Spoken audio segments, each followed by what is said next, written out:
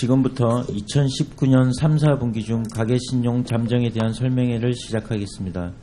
오늘 설명해 주실 분은 경제통계국 서유정 금융통계팀장입니다. 안녕하십니까. 한국은행 금융통계팀장 서유정입니다.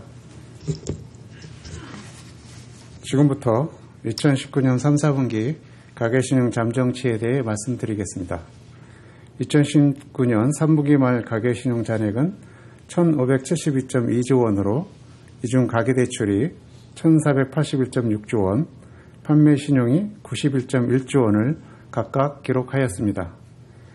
3분기 중 증가 규모를 보면 가계신용은 15.9조 원 증가하였는데 이는 전분기 증가폭 16.8조 원은 물론 전년 동기의 21.5조 원에 비해서도 증가폭이 축소된 수준입니다. 이는 예금은행의 가계대출 증가세 확대에도 불구하고 비은행 및 기타 금융기관의 대출이 크게 감소한 데 주로 기인합니다. 이에 가계신용 잔액의 전년 동기말 대비 증가율은 3.9%를 기록하여 2016년 4분기의 11.6% 이후 11분기 연속 둔화세를 보였습니다. 그럼 가계신용의 대부분을 차지하는 가계대출의 3분기 중 증가 상황에 대해 좀 더 자세히 말씀드리도록 하겠습니다. 가계대출은 3분기 중 13.5조 원 증가하여 전분기 증가폭 16.3조 원과 전년 동기의 18조 원보다 증가폭이 축소되었습니다. 업권별로 보면 예금은행은 주택 매매 거래 및 전세자금 대출 수요 증가 등의 영향으로 주택담보대출 중심으로 대출 증가세가 확대되었습니다. 반면 비은행 및 기타 금융기관은 가계부채 관리 정책 시행 등에 따른 리스크 관리 강화 및 은행권으로의 대출 전환 수요 등으로 대출 잔액이 감소하였습니다. 특히 기타 금융중개회사는 주식시장 부진에 따른 신용공여 규모 축소 등의 영향으로 대출 잔액이 크게 감소하였습니다.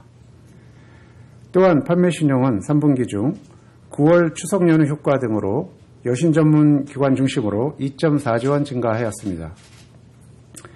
끝으로 한국은행이 국민들의 통계 이용 편의 제고를 위해 이번 분기부터 보험사 등 기타 금융기관의 주택담보대출 통계를 새로 편제함에 따라 우리나라 가계의 주택담보대출 총량 등 주요 특징을 간단히 소개해드리고 설명회를 마치도록 하겠습니다. 금년 3분기 말 현재 전체 금융기관의 주택담보대출 총 잔액 규모는 830.3조 원으로 주택담보대출 통계가 작성되기 시작한 2017년 말 대비 2.4배로 늘어났습니다. 특히 주택담보대출은 가계대출이 급증하기 시작한 2015년 이후 기타 대출보다 높은 증가세를 보여왔으며 전체 주택담보대출에서 자산 유동화 회사 및 보험사 등의 기타 금융기관 대출이 차지하는 비중도 꾸준히 확대되어 왔습니다. 참고로 이들 기관의 비중은 최근 들어 소폭 축소되었습니다. 한편 주택담보대출은 기타 대출의 56%, 가계신용의 52.8%를 차지하고 있으며 업권별로는 예금은행이 전체 주택담보대출 잔액의 63%, 기타 금융기관 및 비은행 예금취급기관이 각각 25%, 12%를 점유하고 있는 상황입니다. 아울러 한국은행은 근본 주택담보대출 통계 정비 과정에서 일부 비은행 예금취급기관이 관련 기초자료가 추가 확보됨에 따라 이를 반영하여 2015년 12월 이전의 비은행 주택담보대출 관련 시계열도 보완 정비하였음을 알려드립니다. 지금부터 질문을 받겠습니다. 질문하실 분은 마이크 앞으로 나오셔서 소속과 성명을 말씀하시고 질문해 주시기 바랍니다.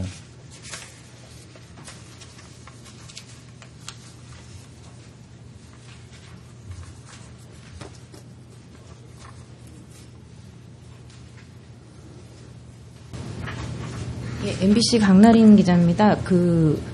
비은행 금융기관에서 이제 리스크 관리 강화 때문에 주담대가 이제 감소 소폭 확대됐다고 나왔는데 그 은행 같은 경우에는 늘었잖아요. 네. 주담대 대출 폭이.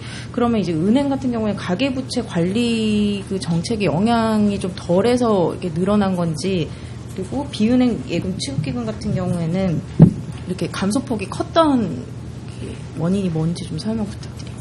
네. 그 은행권과 비은행권의 어떤 규제 정책 시행에 시차가 좀 있는데요.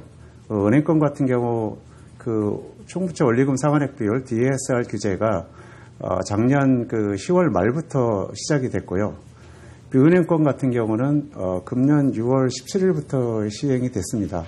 그래서 그 이 규제 효과가 비은행권 같은 경우 이제 3, 4분기 들어서 본격적으로 영향을 미치기 시작했다. 그렇게 말씀드릴 수 있고요. 그 DSR 규제 외에도 집단대출 신규 취급 금지 같은 이런 뭐 여타 규제들이 비은행권에 계속 영향을 미치고 있는 상황 하에서 예를 들면 이제 그 집단대출, 잔금대출이 있을 경우에 보통 그 금리가 낮은 은행권으로 대출이 많이 전환됩니다. 그래서 그런 효과 등이 종합적으로 영향을 미치면서 예금은행 쪽에 어떤 대출 증가에 기여한 것으로 보고 있습니다. 네, 다음 질문 받겠습니다.